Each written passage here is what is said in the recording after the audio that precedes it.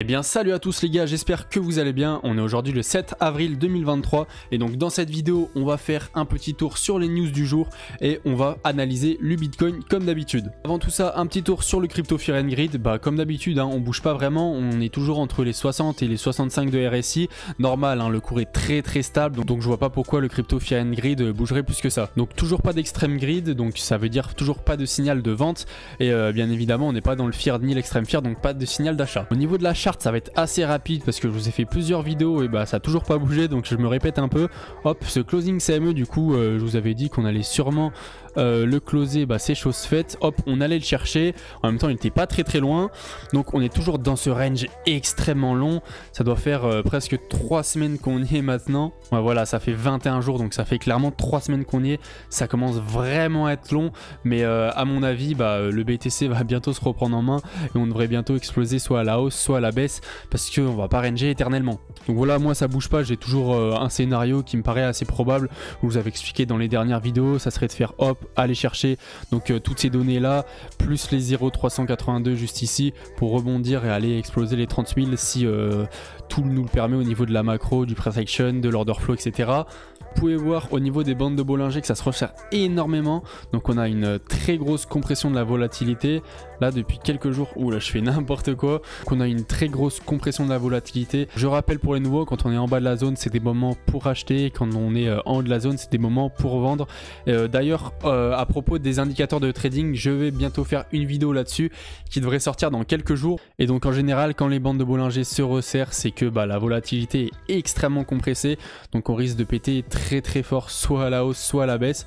Encore si donc on pète maintenant ou dans les prochains jours, on devra avoir une montée ou une baisse qui pourrait encore être raisonnable, mais si on pousse la temporalité de ce range encore un peu plus loin vers mi-avril voire fin avril dans les cas vraiment extrêmes, là on aura le bouchon de champagne qui va péter vraiment très fort et on risque d'aller chercher des niveaux assez astronomiques. Au niveau des news, alors déjà comme d'habitude n'hésitez pas à aller me follow sur Twitter si vous êtes toujours pas abonné, donc CBX avec 3x crypto. Voilà, je reposte toutes les news et je partage des petites anecdotes sur mes investissements et même sur l'investissement de base. Alors un tweet de CryptoForce, d'ailleurs n'hésitez pas à aller le follow, il fait des vidéos sur les news et c'est très intéressant parce qu'il rentre vraiment en profondeur dans le sujet.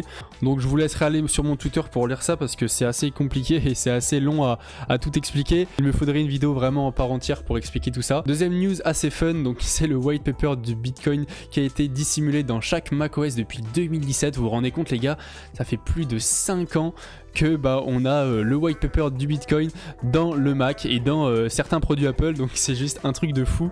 Surtout qu'on sait que Apple n'avait jamais pris position sur les cryptos et sur le Bitcoin, donc ça fait vraiment plaisir de trouver ça. Alors un autre tweet du journal Bitcoin, donc bientôt un KYC obligatoire pour l'utilisation de la DeFi.